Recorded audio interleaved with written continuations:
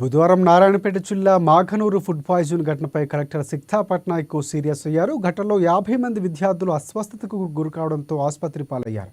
ఈ ఘటనపై విచారణ చేస్తూ మాఘనూరు విద్యాశాఖ అధికారి ఇన్ఛార్జ్ హెడ్ మాస్టర్ను సస్పెండ్ చేశారు. ఇక వీటితో పాటుగా మధ్యాహ్న భోజన ఏజెన్సీని సైతం రద్దు చేస్తూ ఉత్తర్వులు జారీ చేశారు.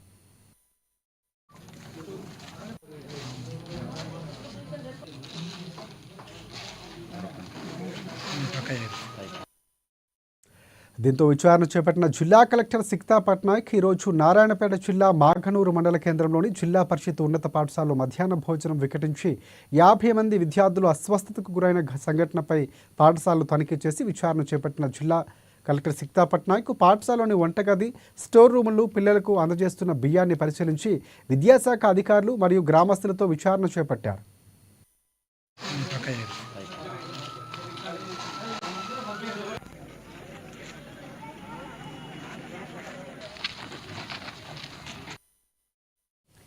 ఇక మా పాఠశాలలోని వంటగది, స్టోర్ రూమ్ను తనిఖీ చేస్తూ వంట ఏజెన్సీలను రద్దు చేస్తున్నామని చెప్పారు. నారాయణపేట జిల్లాలోని ప్రతి స్కూల్లో ఒక మెస్ కమిటీ వేస్తూ అందులో ఒకరు లేదా ఇద్దరు ఉపాధ్యాయులు బాధ్యత తీసుకుని ఉపాధ్యాయుని భోజనం చేసి నాణ్యతను నిర్ధారించిన తరువాతే విద్యార్థులకు అందించేలా చేస్తామని వెల్లడించారు కలెక్టర్.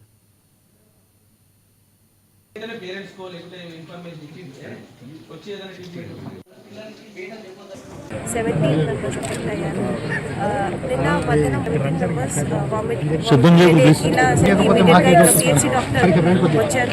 పిహెచ్సి డాక్టర్ చూసిన తర్వాత 20 మెంబర్స్ సిహెచ్సి మొత్తం షిఫ్ట్ చేయడం జరిగింది. సిహెచ్సి మొత్తంలో కొంతసేపు వాళ్ళు ఇమీడియట్ ట్రీట్మెంట్ చేశారు. ఆఫ్టర్ దాట్ డాక్టర్ ఒపీనియన్ ప్రకారం అందరికీ మహబూబ్ నగర్ గవర్నమెంట్ హాస్పిటల్ కూడా కొంచెం సూపర్విజన్ అండ్ ప్రికాషన్ కోసం గవర్నమెంట్ హాస్పిటల్ కూడా షిఫ్ట్ చేయడం జరిగింది. నేను సూపరింటెండెంట్ నగర్ హాస్పిటల్, తర్వాత ఆర్ఎంఓ, తర్వాత కలెక్టర్ మహబూబ్ నగర్ మేడంతో కూడా మాట్లాడాను. కలెక్టర్ మేడం కూడా నిన్న రాత్రి అక్కడ మహబూబ్ నగర్ హాస్పిటల్లో విజిట్ చేశారు. అందరి పిల్లలు నిన్న సాయంత్రం నుంచి స్టేబుల్ ఉన్నారు, బాగానే ఉన్నారు. మార్నింగ్ కూడా 8 AM స్టేటస్ తెలుసుకోవడం జరిగింది. పిల్లలు అయితే out of danger and completely safe ఉన్నారు మహబూబ్ నగర్లో ఉన్న పిల్లలు. సో ఇక్కడికి వచ్చేస్తే మేము ఇక్కడ డీటెయిల్ ఎంక్వైరీ చేశాము. ఇక్కడ టీచర్స్తో మాట్లాడడం జరిగింది, తర్వాత విలేజర్స్తో మాట్లాడడం జరిగింది.